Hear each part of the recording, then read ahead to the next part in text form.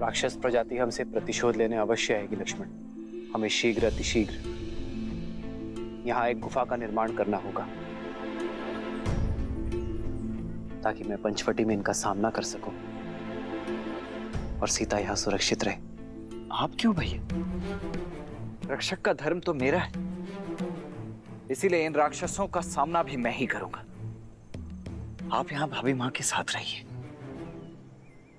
तुम्हारे सामर्थ्य पर तनिक भी संदेह नहीं है मुझे लक्ष्मण। तभी तो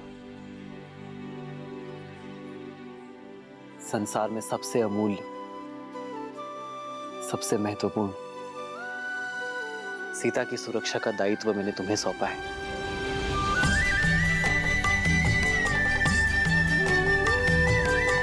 जी भैया।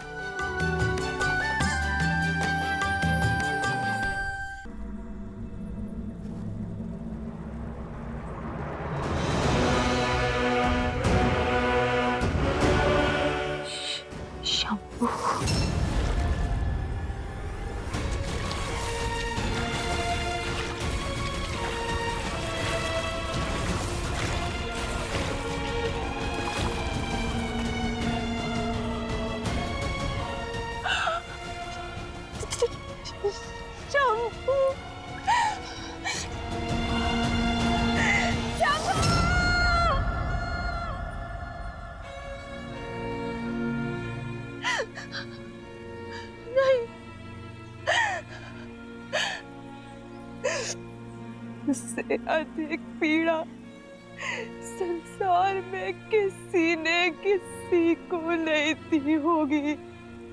राम, जो तुमने और तुम्हारे भाई ने मुझे दिए उस जनक नंदिनी सीता के कारण। एक स्त्री के लिए उसका रूप और मान और एक माता के लिए अपने संतान के प्राण संसार में सबसे अधिक प्रिय होते हैं। और तुमने मुझसे दोनों छीन लिए।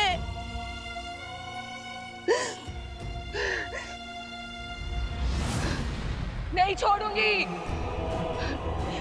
नहीं छोड़ूंगी। राम, सीता, लक्ष्मण,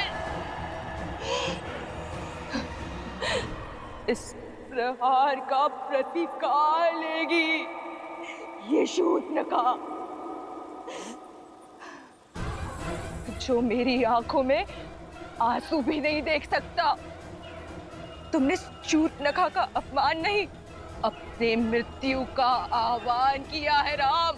अब देखना कैसे राक्षस कुल तुम्हारे प्राणों का शत्रु बनता है और कैसे तुम्हारा जीवन मृत्यु से भी भयानक होता है।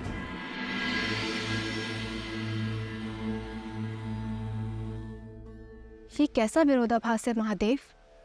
एक और श्री राम शापित अहिल्या का उद्धार करते हैं, राक्षसी ताड़का को मां कहकर पुकारते हैं, और वहीं दूसरी ओर शूर्पणखा के साथ इस घटना का समर्थन भी करते हैं। उसे क्षमा क्यों नहीं किया दीन दयालु श्री राम ने? क्योंकि कुछ अपराध ऐसे होते हैं देवी जिनके लिए क्षमा नहीं, सीख देना आवश्यक होता है। आपको धूम्रलोचन तो स्मरण होगा, वो असुर जिसने स्वयं आपके समक्ष भी ऐसा ही कुप्रस्ताव रखा था। आपने उसे एक फूंक मारकर भस्म कर दिया था। रक्त बीज जिसके रक्त की एक बूंद भी आपसे छूटने ना पाई थी, क्योंकि प्रहार तब भी एक स्त्री के सम्मान पर हुआ था, पति और पत्नी के पवित्र संबंध पर हुआ था। और श्री राम, वो तो संसार को आदर्श और मर्यादित जीवन की विधि सिखाने के लिए ही आए हैं। ऐसे में संसार को यह सीख देना भी अत्यावश्यक हो जाता है कि यदि किसी ने कुमार्ग को अपनाया तो उसे दंडित भी किया जाएगा। दंड स्वरूप शूर्पणखा की नाक काटी गई, उसके रूप के अभिमान को मिटाने के लिए उसके कानों को भंग किया गया, क्योंकि श्री राम द्वारा बार बार धर्म की बात समझाने पर भी वो उसे अनसुना कर रही थी। आप स्वयं विचार कीजिए देवी, शूर्पणखा को उसकी वासना और कामुकता की भावनाओं ने इस सीमा तक ग्रसित कर दिया कि वो ये भूल ही गई कि वो वहां अपने पुत्र को ढूंढने गई है। और जब किसी व्यक्ति की वासना उसे उसके उद्देश्य से भटकाकर कुमार्ग की ओर अग्रसर कर दे, किसी अन्य के पवित्र संबंध को मलिन करने की प्रेरणा दे, तो उसका यही परिणाम होता है।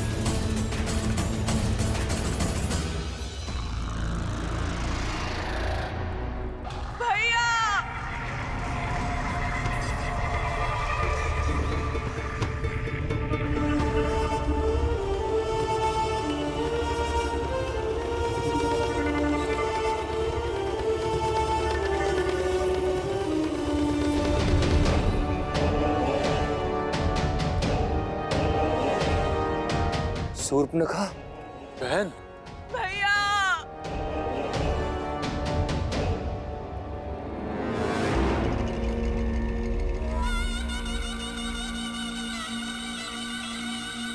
बहन, ये कैसे?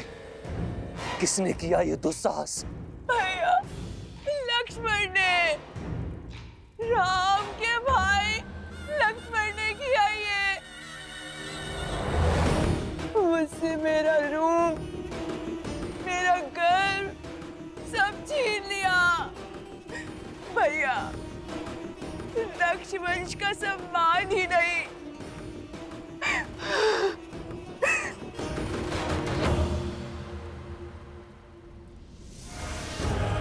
मेरे पुत्र के प्राण भी ले लिए भैया। शंभू,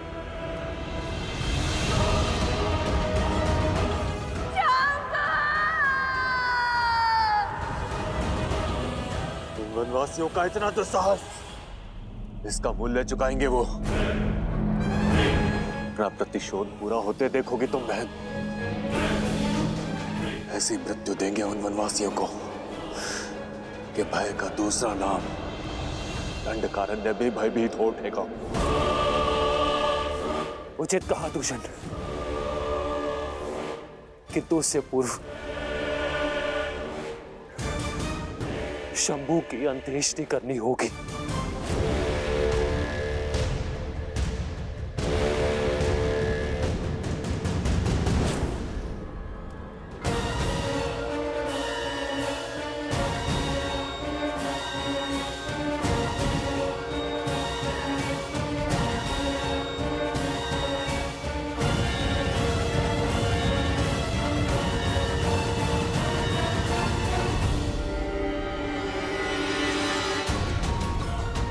दूषण, अभी के अभी इसी क्षण हमारी पूरी सेना को सज्ज करो।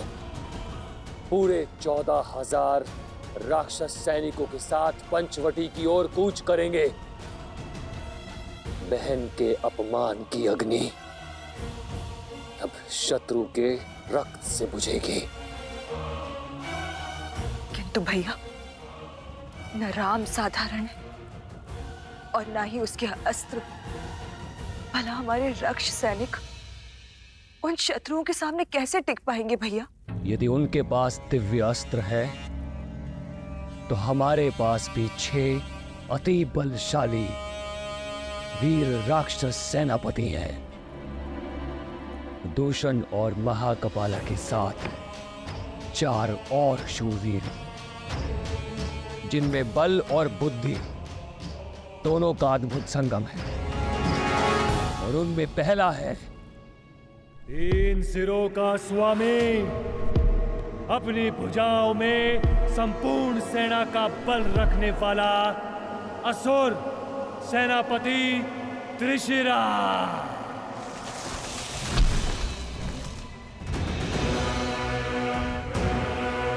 दूसरा, छल, बल और युद्ध कौशल का धनी, निपुण, निर्भीक, महापराक्रमी रामदेव।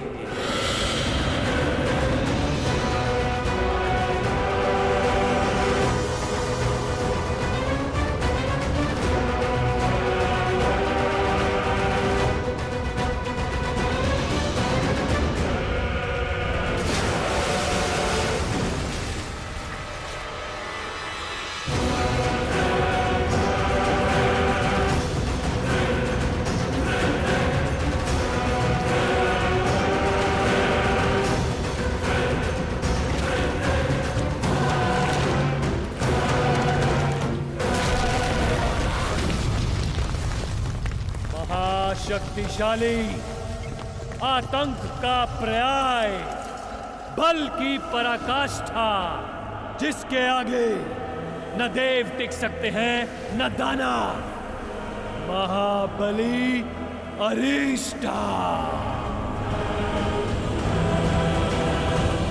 और सबसे शक्तिशाली अस्त्र, कुटिलता में पारंगत, दया से दूर, बल से भरपूर, अनेकों बार इस धरा को संतों के रक्त से रंगने वाला परम प्रतापी स्थूलक्षा,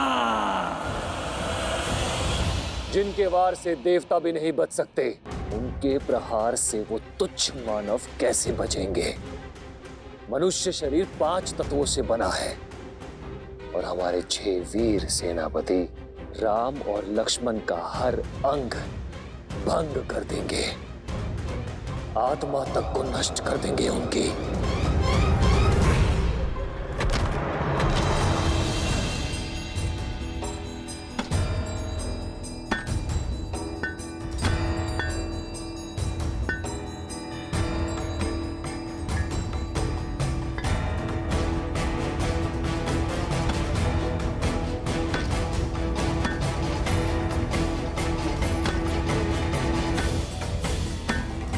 बस कीजिए भैया, अब तनिक विश्राम भी कर लीजिए। शेष कार्य मैं स्वयं ही कर लूंगा अकेले। विश्राम से अधिक महत्वपूर्ण है लक्ष्मण, हमारे पास समय शेष नहीं है। दिन ढलने के पूर्व इस गुफा का निर्माण करना होगा। जितना मैं असुरों को समझाऊं, वो रात्रि में ही प्रहार करेंगे।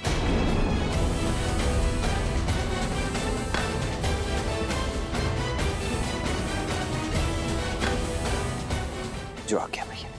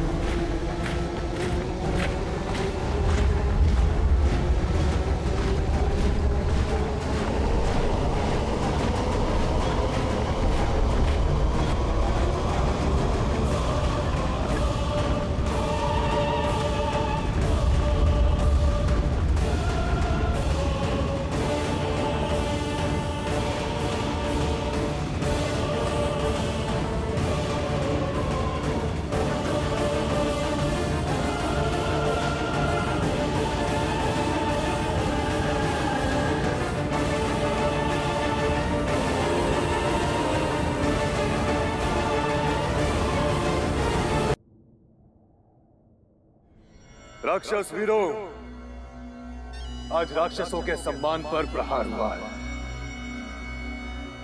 दो तुच्छ वनवासियों ने हमारे बल को ललकारा है, हमारे शौर्य को चुनौती दी है।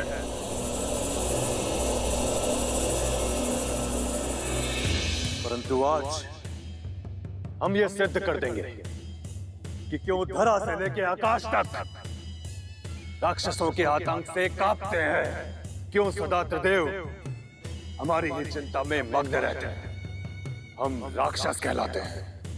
राक्षस, राक्षस।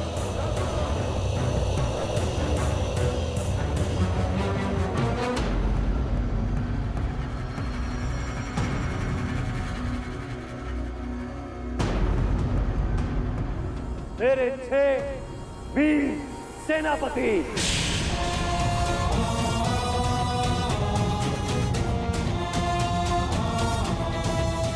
अपनी अपनी सैन्य टुकड़ी के साथ आज रात यहां से प्रस्थान करेंगे। हम राम और लक्ष्मण का संहार कर वापस लौटेंगे।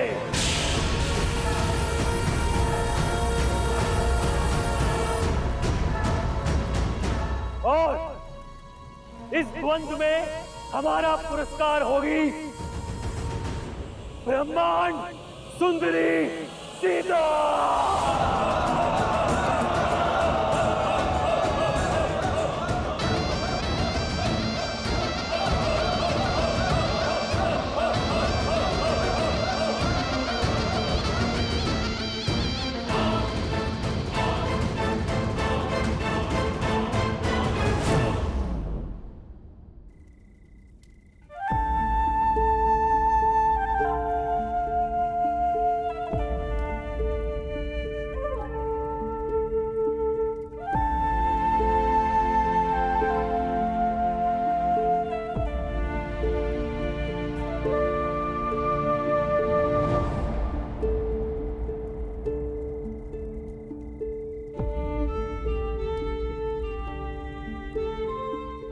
रात्रि होने को है सीते। तुम लक्ष्मण द्वारा सुरक्षित इस गुफा में ही रहना। मैं पंचवटी में आने वाले संकट की राह देखूंगा।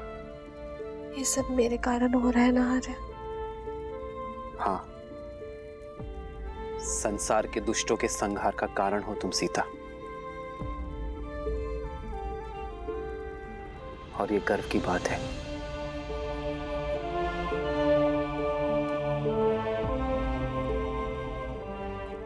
हम मुस्कुरा भी दो सीता। मेरी सीता के सुंदर मुख पर चिंता का भाव शोभा नहीं देता।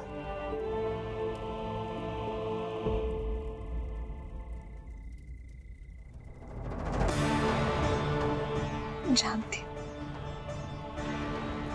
विजय धर्म की ही होगी, मेरे श्री राम की ही होगी। भाभी माँ की आप तनिक भी चिंता मत कीजिए भैया। मैं उनकी रक्षा उसी प्रकार करूंगा जिस प्रकार पलकें आंखों की करती है। तभी तो अपनी प्राण प्रिय सीता की सुरक्षा का उत्तरदायित्व मैं अपने वीर भाई के कंधे पर सौंप कर जा रहा हूं।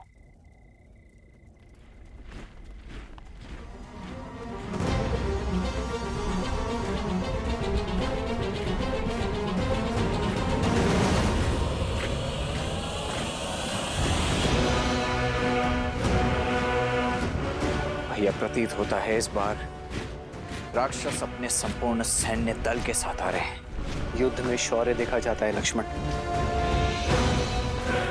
शत्रु की संख्या नहीं।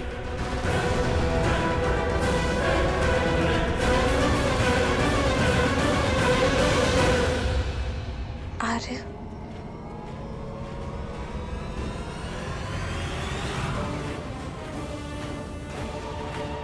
जानता हूं सीते, अपना ध्यान रखूंगा।